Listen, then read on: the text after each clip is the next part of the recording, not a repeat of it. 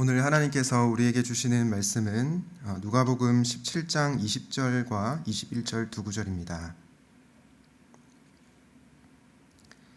누가복음 17장 20절, 21절을 제가 대표로 봉독하도록 하겠습니다. 바리새인들이 하나님의 나라가 어느 때에 임하나이까 묻거늘 예수께서 대답하여 이르시되 하나님의 나라는 볼 수 있게 임하는 것이 아니요 또 여기 있다 저기 있다고도 못하리니 하나님의 나라는 너희 안에 있느니라. 아멘. 오늘의 말씀은 천국입니다. 다르게 표현하면 오늘의 말씀은 하나님의 나라입니다. 오늘 말씀을 통해서 천국 그리고 하나님의 나라에 대한 이해가 더 넓어질 수 있으면 좋겠습니다. 대학교 진학 후 저에게 큰 충격을 줬던 한 권의 책이 있습니다. 바로 오늘 설교 제목인데요. 천국만이 내 집은 아닙니다 라고 하는 책입니다. 이 책은 폴 마샬이라고 하는 기독교 정치학자가 쓴 책인데요. 오래전에 읽었던 책이라 책 내용이 다 기억나지 않지만 책의 핵심은 우리가 죽어서 가는 천국, 그것만이 하나님의 집이 아니라 우리가 살고 있는 이 세상, 이 땅도 천국이라는 그런 논지였습니다. 그렇기 때문에 저자는 우리가 이 세상, 이 땅을 청지기로서 잘 다스려야 한다라고 주장을 합니다. 저는 이 책을 읽기 전만 해도 천국이라고 했을 때 그 단어의 의미는 우리가 죽어서 가는 그런 나라라고만 이해를 했던 것 같습니다. 이러한 이해를 갖고 있다 보니 죄가 많은 이 세상은 아무런 소망이 없는 곳이고 우리가 죽어서 가는 천국은 유일하게 소망이 있는 그런 곳이라는 이분법적인 사고를 했던 것 같습니다. 그러나 이 책을 읽고 또 성경을 공부하면서 천국이 단지 우리가 죽어서 가는 그런 나라만이 아니라 다른 나라도 있다는 것을 알게 되었습니다. 엄밀하게 얘기하면 천국은 우리가 가는 나라가 아니고 오는 나라입니다. 이 땅이 새로워지는 것입니다. 또한 우리가 미래에 죽어서만 갈 수 있는 그런 나라가 아니라 바로 지금 이곳에서도 누릴 수 있는 나라입니다. 왜 그렇습니까? 바로 천국은 예수님께서 통치하시는 나라이기 때문입니다. 예수님께서 다스리시는 나라가 바로 하나님의 나라입니다. 여러분들이 만약 예수님의 다스림을 지금 이 시간 받고 있다면 여러분은 지금 현재도 천국을 경험하고 있는 것입니다. 혹시 천국을 죽어서 가는 나라로만 이해했다면 오늘 말씀을 통해 지금 이곳에서도 누릴 수 있는 하나님 나라에 대한 고민을 저와 여러분이 해보시면 좋겠습니다. 오늘 본문을 통해서 알 수 있는 하나님의 나라, 천국은 어떤 나라입니까? 오늘 누가복음 17장 20절과 21절 이 두 구절을 통해서 하나님의 나라가 어떤 나라인지 세 가지로 묵상해 보려고 합니다. 첫 번째 천국은 이미 이곳에 임한 나라입니다. 천국은 단지 죽어서 가는 나라만이 아니라 이미 이 땅 가운데 임한 나라입니다. 오늘 본문에 보면 바리새인들이 예수님께 질문합니다. 예수님, 하나님의 나라가 어느 때에 옵니까? 하나님의 나라는 언제 옵니까? 라고 질문합니다. 그러자 예수님께서 약간은 동문서답 같은 대답을 하십니다. 뭐라고 하시냐면 하나님의 나라는 볼 수 있게 임하는 나라가 아니라고 답변하십니다. 여러분, 이 말이 무슨 뜻일까요? 하나님의 나라가 볼 수 없다는 것이 하나님의 나라가 없다는 것입니까? 그렇지 않습니다. 보이지 않지만 실제로 존재한다는 것입니다. 있는데 보이지 않는 나라를 바로 예수님께서 하나님의 나라라고 말씀하십니다. 그런데 여러분, 오늘날 많은 그리스도인들이 이미 임한 이 하나님의 나라를 왜 보지 못할까요? 왜 우리는 하나님의 나라를 경험하지 못하고 살아갑니까? 저는 오늘날 많은 그리스도인들이 눈에 보이는 것에 의존해서 살아가기 때문이라고 생각합니다. 그리고 눈에 보이는 것이 가장 중요하다고 생각하기 때문입니다. 예를 들어 볼까요? 우리가 눈에 보이는 것 중에서 대표적인 것이 무엇이 있습니까? 돈이 있죠. 직장도 있습니다. 그리고 집이 있습니다. 이런 것들은 눈에 보이죠. 그래서 우리는 돈, 직장, 그리고 우리가 편안하게 살고 있는 집, 이것이 가장 중요하다고 생각합니다. 그리고 실제로 우리는 돈, 집, 직장 이것에 많은 관심을 기울이기도 합니다. 사실은 이것에 가장 큰 영향을 받는다고 해도 과언이 아닐 것 같습니다. 여러분이 주일 아침 일어나 예배를 드리러 온다고 머릿속으로 한번 상상을 해보십시오. 그런데 교회로 오는 길에 땅에 떨어져 있는 노란색 지폐가 눈에 들어옵니다. 그 지폐를 주워서 이렇게 들춰보니까 그 지폐가 얼마짜리였냐면 바로 5만 원입니다. 주변을 살펴봤는데 아무도 없습니다. 경찰서에 가봤자 그 5만 원을 찾아줄 방법도 없습니다. 그래서 이게 웬 떡이냐고 하면서 그 5만 원을 주머니에 넣습니다. 그리고는 교회에 도착해서 예배를 드리죠. 예배 중에 설교자가 말씀을 전하는데 말씀이 귀에 들어오지 않습니다. 주머니에 있는 5만 원만 계속 머리에 맴돕니다. 이 5만 원으로 무엇을 할까? 무슨 맛있는 것을 사 먹을까? 그런 생각을 계속 하는 거죠. 한편으로는 좀 찝찝하기도 하지만 한편으로는 너무 기분이 좋습니다. 여러분 상상만 해도 기분이 좋으신가요? 이 이야기는 사실 제가 지어낸 이야기입니다. 그런데 만약 여러분이 이런 상황을 겪게 된다면 이렇게 행동하지 않을까요? 많은 분들이 그럴 것 같습니다. 그런데 여러분, 우리가 이렇게 돈의 영향을 받는 이유가 무엇입니까? 1차적으로는 돈을 사랑하기 때문입니다. 그런데 가만히 생각해 보면 돈이 우리 눈에 들어오기 때문입니다. 손으로 잡혀지는 뭔가 실체가 있는 것처럼 느껴지기 때문입니다. 앞서 언급한 직장도 집도 마찬가지라고 생각합니다. 눈에 보이기 때문에 우리의 마음에 큰 영향을 끼치는 것입니다.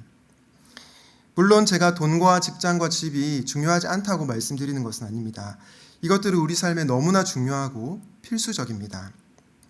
그런데 여러분, 사실은 눈에 보이지 않는 것들 중에서 이것보다 훨씬 더 중요한 것들이 많이 있습니다. 예를 들면 어떤 것이 있을까요? 바람이 있죠. 바람은 눈에 보이지 않지만 너무 중요합니다. 특히나 요즘같이 푹푹 찌는 무더위 속에서 바람이 없다고 한번 생각을 해보십시오. 아주 끔찍할 겁니다. 그런데 우리가 눈에 보이지 않다 보니 바람의 중요성을 간과하고 살아갑니다. 또 어떤 것이 있을까요? 공기가 있습니다. 우리는 매일매일 숨을 쉬면서 살아가죠. 숨을 쉬지 않으면 당연히 죽습니다. 최근 우리가 코로나로 인해서 마스크를 끼고 살다 보니 숨 쉬는 것의 중요성, 마음 편하게 숨 쉬는 것이 얼마나 중요한지 깨닫게 됩니다. 코로나 때문에 우리가 살아서 숨 쉬는 것, 이 정말 생각하지 않았던 부분들을 다시 한번 재조명하게 되는 것입니다. 바람과 공기, 이것들은 돈으로 살 수 없는 것들입니다. 그러나 돈보다 훨씬 더 중요한 것들이죠. 그런데 사랑하는 여러분, 하나님의 나라도 마찬가지입니다. 하나님의 나라는 눈에 보이지 않지만 돈, 직장, 집보다 훨씬 더 중요합니다. 그런데 왜 우리는 하나님 나라에 관심을 가지지 않을까요? 눈에 보이지 않기 때문입니다. 뭔가 실체가 없는 것 같고 하나님 나라 얘기하면 뜬구름 잡는 것처럼 들리기 때문입니다. 그렇기 때문에 우리는 먼저 그의 나라와 의를 구하라 라는 예수님의 말씀을 우리의 머리로는 잘 아는데 실제 삶 속으로는 경험하지 못하는 것 같습니다. 하나님의 나라에 장악되어서 살지 못하는 것입니다. 여러분, 우리는 이 추상적으로만 보이는 뭔가 뜬구름 잡는 것처럼만 들리는 이 하나님 나라를 어떻게 경험할 수 있습니까? 눈에 보이지 않는 하나님 나라를 어떻게 실제적으로 경험하고 살아갈 수 있을까요? 바로 이 나라를 경험하기 위해 필요한 것은 믿음입니다. 오늘 본문에 바리새인들이 등장합니다. 그런데 여러분 아시는 것처럼 바리새인들은 종교 생활을 굉장히 열심히 했습니다. 금식도 하고 구제도 하고 성경도 열심히 읽었습니다. 그러나 그들은 신앙생활을 하지 않았습니다. 쉽게 얘기하면 바리새인들에게는 믿음이 없었습니다. 그래서 예수님께 이미 임한 하나님의 나라를 보지 못하고 하나님 나라가 어느 때에 임하니까? 라고 질문하는 것입니다. 제가 이번 주에 저희 딸의 말을 듣고 정신이 번쩍 드는 경험을 했습니다. 저희 아내와 대화 중 아내가 저에게 여보, 만약에 예수님께서 여보와 지금 함께 하신다면 어떻게 행동할 것 같아? 이런 말을 했습니다. 구체적으로 밝히긴 어렵지만 뭔가 나무라는 상황으로 들리죠. 그런데 그 대화를 듣던 8살 된 저희 딸이 갑자기 근데 엄마, 예수님께서는 지금 이곳에 계시잖아. 이렇게 답을 하는 겁니다. 순간 망치로 머리를 얻어 맞은 듯 했습니다. 예수님께서 만약 이곳에 함께 하신다면 어떻게 할까라고 말할 때 8살 된 딸이 예수님께서는 이미 이곳에 함께 하신다라고 대답을 한 것입니다. 저는 이 딸의 대답을 들으면서 어린아이의 믿음이 어른보다 더 낫다라는 생각을 하게 되었습니다. 주 안에서 사랑하는 샘물 청년 여러분, 그리고 장년 성도 여러분, 하나님의 나라는 2020년 대한민국 땅 가운데에도 이미 임했습니다. 코로나가 이렇게 확산되고 정말 힘든 시기를 우리가 보내고 있지만 하나님의 나라는 이 땅 가운데 이미 임했다는 것입니다. 우리에게 믿음의 눈이 없어서 그 나라를 보지 못하는 건 아닐까요? 제가 지금 여러분들에게 하나님의 나라가 실제하지 않은데 그냥 상상해 보라고, 마인드 컨트롤 하라고 그런 얘기를 드리는 것이 아닙니다. 예수님께서 계신 곳이 바로 하나님의 나라입니다. 그러므로 하나님의 나라는 여러분 가운데 이미 임했습니다. 코로나라는 상황이 우리의 믿음을 흔들리게 합니다. 그러나 여러분의 삶의 현장 가운데 이미 임한 하나님의 나라를 보시기 바랍니다. 여러분의 가정, 학교, 직장, 목장과 교회, 그리고 이 나라 안에 임한 하나님의 나라를 믿음의 눈으로 볼 수 있기 바랍니다.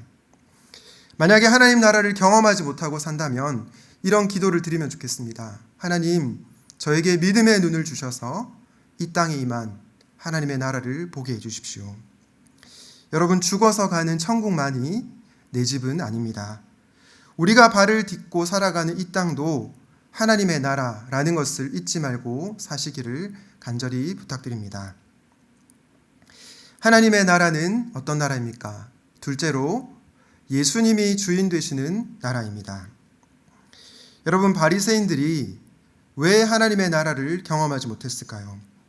그들은 예수님을 주인으로 모시지 않았기 때문입니다.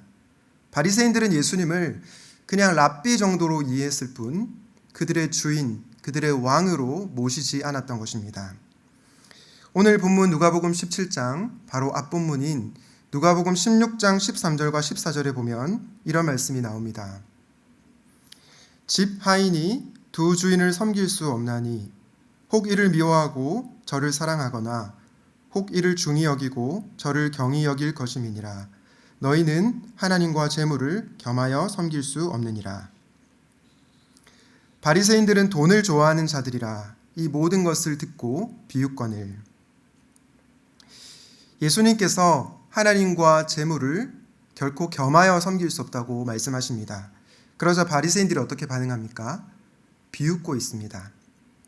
그 이유는 그들이 돈을 좋아했기 때문이라고 성경은 말씀합니다. 다르게 표현하면 바리새인들은 예수님 대신 돈을 주인으로 섬기고 살았기 때문입니다. 그런데 여러분, 예수님을 주인으로 섬기는 행위는 무엇일까요? 저는 예배라고 생각합니다. 예배라고 하는 영어 단어는 worship입니다. 그런데 이 영어 단어는 합당한 가치를 인정한다라는 worthy라는 말에서 유래되었습니다. 바리새인들은 종교 생활은 했을지 모르겠습니다. 그러나 예수님의 합당한 가치를 인정하지 않았습니다. 예수님의 주인 되심을 거부했습니다. 결국 그들은 주님을 예배하는 일이 실패했고 그로 인해 하나님의 나라를 경험하지 못했던 것입니다. 여러분, 우리가 매주 예배 드릴 때 어떤 찬양을 부릅니까? 예수 우리 왕이여 라는 찬양을 부릅니다. 예수 우리 왕이여 이곳에 오소서, 보좌로 주여 임하사 찬양을 받아주소서. 주님을 찬양하오니, 주님을 경배하오니 왕이신 예수여 오셔서 좌정하사 다스리소서. 여러분, 우리가 예배 중에 왜 이 찬양을 부르는 것입니까? 바로 왕이신 예수님을 나의 주인으로 모시기 위함입니다. 왕이신 예수님을 나의 주인으로 모시고 하나님 앞에 신령과 진정으로 예배드리기 위함입니다. 저는 우리가 매주 이 찬양을 입술로만 부르는 것이 아니라 우리의 삶으로 부르면 좋겠습니다. 우리가 예수님은 왕이시다, 예수님은 나의 주인이시다, 이것을 말뿐만이 아니라 삶으로 고백할 때 우리는 진정으로 하나님 나라를 경험하게 될 것입니다. 담임 목사님과 모든 교역자들이 샘물교회를 두고 항상 기도하는 공통 기도 제목이 있습니다. 그것이 뭐냐면 샘물의 예배 가운데 하나님께서 임재하여 주옵소서. 샘물의 예배 가운데 하나님께서 임재하여 주옵소서, 이 기도입니다. 그런데 저는 이 기도를 이렇게 바꿔서 할 수도 있다고 생각합니다. 샘물의 예배 가운데 하나님의 나라를 경험하게 하옵소서. 언어는 다르지만 결국은 우리의 주인이시며 왕이신 하나님의 다스림을 받게 해달라는 그런 기도입니다. 여러분, 혹시 2019년에 송구영신 예배 때 담임 목사님께서 전하셨던 말씀이 기억나십니까? 담임 목사님께서 창세기 12장을 본문으로 떠나라라는 제목으로 설교를 하셨습니다. 그때 목사님께서 세 번째 마지막 대지에서 뭐라고 말씀하셨냐면 예배하라, 예배하라 라고 말씀하셨습니다. 그러면서 샘물의 예배가 새롭게 되기를 원한다, 샘물의 예배가 진짜 예배가 되기를 원한다고 강조하셨습니다. 그런데 이 말씀을 전하고 나서 2달 정도 지난 뒤에 신천지를 통해서 코로나 확진자들이 급속도로 퍼져나가기 시작했습니다. 그로 인해서 우리가 온라인으로 예배를 드리게 되었습니다. 그리고 최근에는 교회 확진자가 많이 나옴에 따라 다시 우리가 온라인으로 예배를 드리고 있습니다. 여러분, 이 상황이 또 이 사건이 우리에게 어떤 교훈을 주는 것일까요? 저는 우리의 예배가 이 시기에 더욱더 참된 예배가 될 것을 하나님께서 원하신다고 생각합니다. 샘물의 예배가 정말 하나님께서 기뻐하시는 예배가 되기를 원하신다고 생각합니다. 그런데 샘물의 예배가 새롭게 되기 위해서, 샘물의 예배가 참된 예배가 되기 위해서 가장 중요한 것이 무엇일까요? 저는 다른 것이 아니라 바로 샘물의 예배가 하나님이 주인 되시는 예배, 예수님이 주인 되시는 예배가 되어야 할 줄로 믿습니다. 우리가 많은 예배를 드린다고 하더라도 그 예배가 인간 중심적인 예배라면 하나님께서는 그 예배를 기쁘게 받으시지 않을 것입니다. 만약 하나님을 나의 삶에서 가장 가치 있는 분, 가장 존귀한 분으로 모시지 않고 예배를 드린다면 하나님은 그 예배를 슬퍼하실 것입니다. 오늘날 너무나도 많은 사람들이 교회에 출석하고 종교 생활을 합니다. 그러나 예수 그리스도를 나의 주인으로 섬기지 않습니다. 대신 무엇을 주인으로 섬깁니까? 돈, 성공, 명예, 정치, 이념, 사상, 이런 것들을 우리의 주인으로 섬기고 살아갑니다. 이런 사람들이 드리는 예배를 하나님께서 과연 기쁘게 받으실까요? 저는 그렇지 않을 거라고 생각합니다. 주를 위한 이곳에 라는 찬양이 있죠. 이 찬양의 가사에 보면 주를 위한 이곳에 예배하는 자들 중에 그가 찾는 이 없어 주님께서 슬퍼하신다 라는 가사가 있습니다. 여러분은 혹시 여러분의 소원이나 야망을 이루기 위해서 주님을 이용하고 있지는 않습니까? 예배드리는 현장에 있지만 예수님을 주인으로 모시기보다 여러분 자신을 주인으로 섬기고 살지는 않습니까? 만약 그렇다면 우리의 신앙을 다시 한번 돌아볼 수 있으면 좋겠습니다. 저는 여러분들이 정말로 주님이 찾으시는 그 한 사람, 그 예배자가 되기를 바랍니다. 주 안에서 사랑하는 여러분, 하나님의 나라는 예수님이 주인 되시는 나라입니다. 우리가 예수 그리스도의 주되심을 인정하며 예배드릴 때 우리는 하나님의 나라를 경험하게 될 것입니다. 부디 바라기는 바리새인들처럼 종교 생활을 하는 것이 아니라 하나님을 신령과 진정으로 예배할 수 있기 바랍니다. 우리가 예수님을 우리 삶의 주인으로 모시고 예배드릴 때 우리는 죽어서 가는 천국뿐만 아니라 이 땅에서 드리는 예배의 자리 가운데서도 하나님 나라를 경험할 수 있습니다. 지금 이 시간 예배를 드리는 가운데에도 하나님의 임재, 하나님의 나라를 경험할 수 있다는 것입니다. 예수님을 나의 주인으로 모시고 예배 드리는 가운데 하나님 나라를 꼭 경험하시기를 우리 주님의 이름으로 축복합니다. 하나님의 나라는 어떤 나라입니까? 마지막으로 관계 가운데 임하는 나라입니다. 바리새인들이 예수님께 하나님의 나라에 대해서 묻자 예수님께서 어떻게 대답하십니까? 누가복음 17장 21절에서 예수님께서 하나님의 나라는 너희 안에 있다라고 대답하십니다. 여러분, 이 말씀이 무슨 뜻일까요? 어떤 사람들은 예수님께서 하나님의 나라가 너희 안에 있다라고 하니까 하나님 나라가 우리의 내면 가운데 있구나, 우리의 심령 가운데 임하고 있구나, 이렇게 이해를 합니다. 그러면서 하나님의 나라를 지극히 개인주의적으로만 이해를 합니다. 물론 하나님의 나라가 우리 각자의 내면과 심령 가운데 임하는 것은 틀림이 없습니다. 그런데 너희 안에 있다, 하나님의 나라가 너희 안에 있다, 이 표현을 원어로 보게 되면 사실은 너희 가운데에 있다라는 표현에 더 가깝습니다. 쉽게 얘기하면 하나님의 나라는 공동체적 관계 가운데 임한다는 것입니다. 그렇기 때문에 우리는 관계 가운데 임한 하나님의 나라를 볼 수 있어야 되겠습니다. 여러분, 하나님의 나라는 저기 저 멀리 하늘에서만 경험할 수 있는 그 나라가 아니라 바로 이 땅에서도 경험할 수 있는 나라라고 말씀드렸습니다. 그런데 그 나라는 관계 가운데 임한 나라입니다. 한 저명한 신학학자는 너희 안에 있다, 이 표현을 어떻게 번역했냐면 너희 손 닿는 곳 안에 하나님의 나라가 임했다라고 얘기합니다. 하나님의 나라가 멀리 떨어져 있는 것이 아니라 손 닿는 아주 가까운 곳에 임한다는 것입니다. 그런데 여러분, 우리는 손 닿는 가까운 곳에 임하는 하나님의 나라를 어떻게 경험할 수 있습니까? 하나님 나라를 경험할 수 있는 구체적 비결이 어디에 있습니까? 그 답은 바로 사랑의 관계에 있습니다.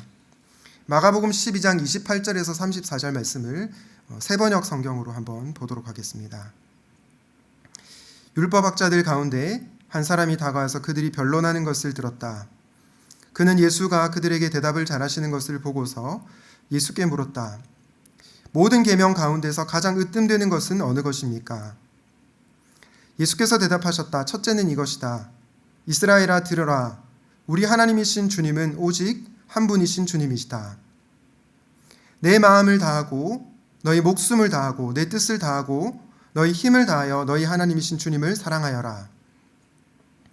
둘째는 이것이다. 내 이웃을 내 몸같이 사랑하여라. 이 계명보다 더 큰 계명은 없다. 그러자 율법학자가 예수께 말하였다. 선생님, 옳은 말씀입니다. 하나님은 한 분이시오 그 밖에 다른 이는 없다고 하신 그 말씀은 옳습니다. 또 마음을 다하고 지혜를 다하고 힘을 다하여 하나님을 사랑하는 것과 이웃을 자기 몸같이 사랑하는 것이 모든 번제와 희생제보다 더 낫습니다.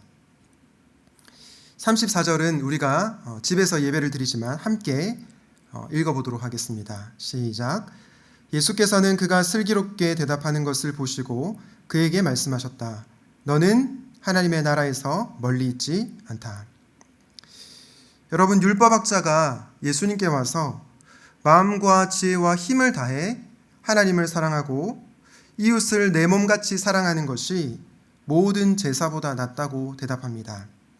그러자 예수님께서 뭐라고 하십니까? 34절 9절을 한 번 더 띄워주실까요? 마가복음 12장 34절을 한번 다시 보여주시겠습니다. 예수님께서 이렇게 대답하십니다. 너는 하나님의 나라에서 멀리 있지 않다. 무슨 뜻입니까? 하나님을 사랑하고 이웃을 사랑하는 자에게 하나님의 나라가 임한다는 것입니다. 저는 이것을 관계 가운데 임한 하나님의 나라라고 표현해 보았습니다.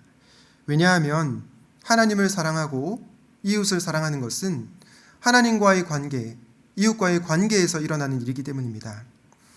저는 마음과 지혜와 힘을 다해 하나님을 사랑하는 것이 예배라고 생각합니다. 그런데 앞서 예배를 다루었기 때문에 지금은 이웃 사랑에 대해서 생각해 보겠습니다. 여러분, 바리새인들은 열심히 종교 생활을 했습니다. 그럼에도 불구하고 하나님의 나라를 경험하지 못한 이유가 무엇입니까? 바로 이웃에 대한 사랑이 없었기 때문입니다.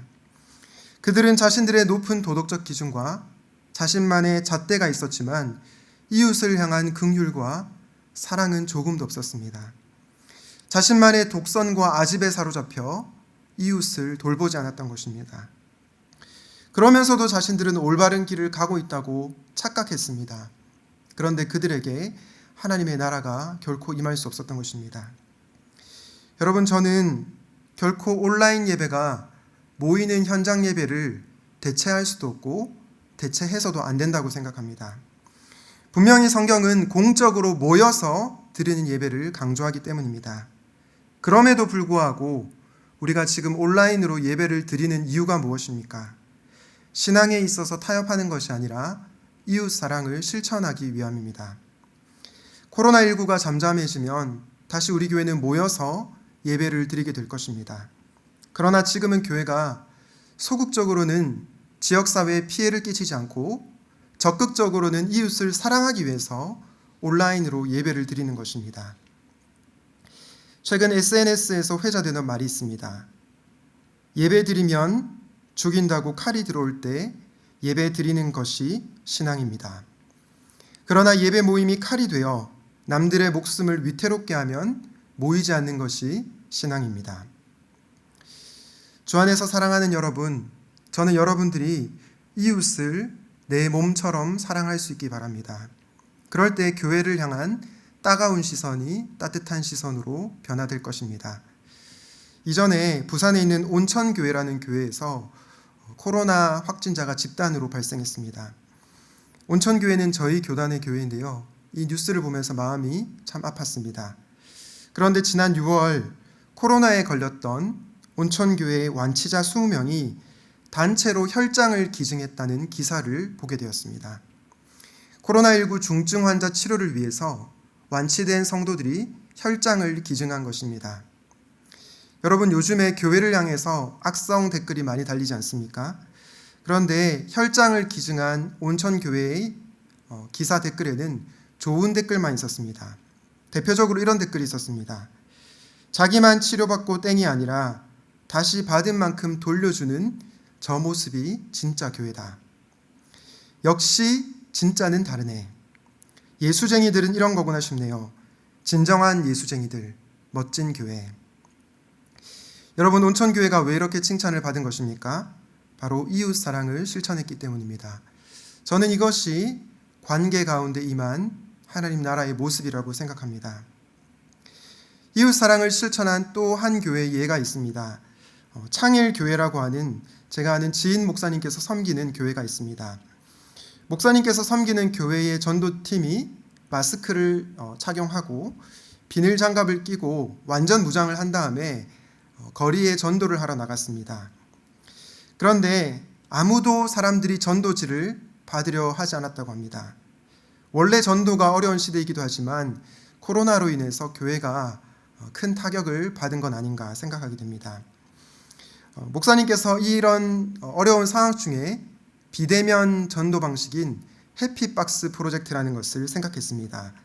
사진으로 한번 보여주실까요? 네, 사진에서 보시는 것처럼 이 박스 안에는 여러 가지 선물이 들어 있습니다. 큐티책도 있고요.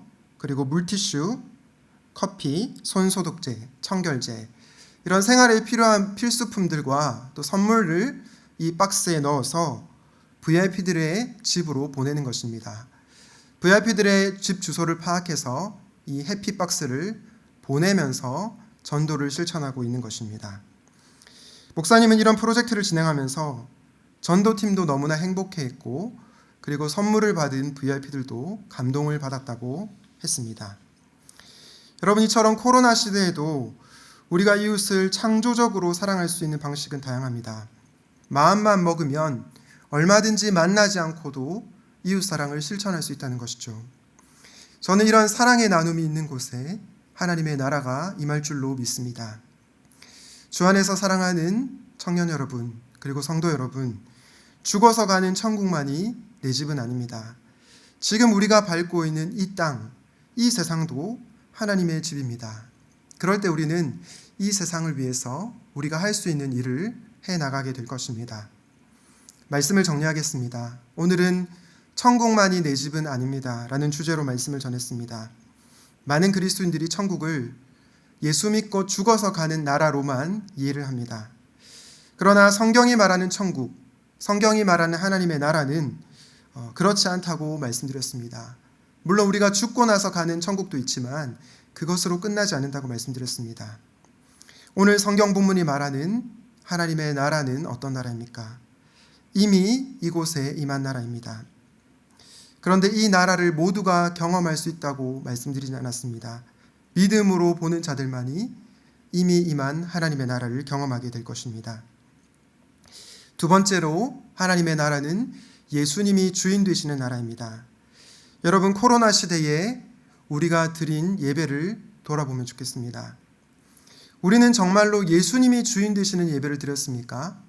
예수 그리스도가 나의 왕이요 나의 주인으로 인정하며 예배를 드렸습니까? 아니면 나의 욕망과 자기 중심성을 충족시키는 예배를 드렸습니까? 예수님은 나의 삶의 주인이시며 나의 왕이십니다. 결코 예배를 가볍게 생각하지 말고 예수님을 우리의 주인으로 모시고 신령과 진정으로 예배 드릴 수 있기 바랍니다. 마지막으로 하나님 나라는 관계 가운데 임하는 나라입니다. 하나님의 나라는 나의 내면에만 임하는 것이 아니라 공동체적 관계 가운데 임합니다. 여러분 주변에 사랑해야 할 사람들을 한번 떠올려 보십시오. 목장 식구들이 떠오르십니까? VIP들이 떠오르십니까? 지역사회에 고통받고 있는 이웃들이 떠오르십니까? 그들을 위해 기도하고 행함과 진실함으로 사랑을 실천하십시오. 비록 모이기가 쉽지 않은 시대이지만 창조적인 방식으로 사랑을 표현하십시오. 그럴 때 예수님께서 율법 교사에게 말한 것처럼 하나님의 나라가 멀리 떨어져 있지 않고 손 닿는 아주 가까운 곳에 임하게 될 것입니다. 주 안에서 사랑하는 여러분, 천국만이 내 집은 아닙니다. 바라기는 지금 이 땅 가운데서도 하나님의 나라를 꼭 경험하고 사시기를 우리 주님의 이름으로 축원드립니다. 아멘. 우리 함께 말씀을 기억하면서 찬송가 438장 내 영혼이 은총 입어 찬양하도록 하겠습니다.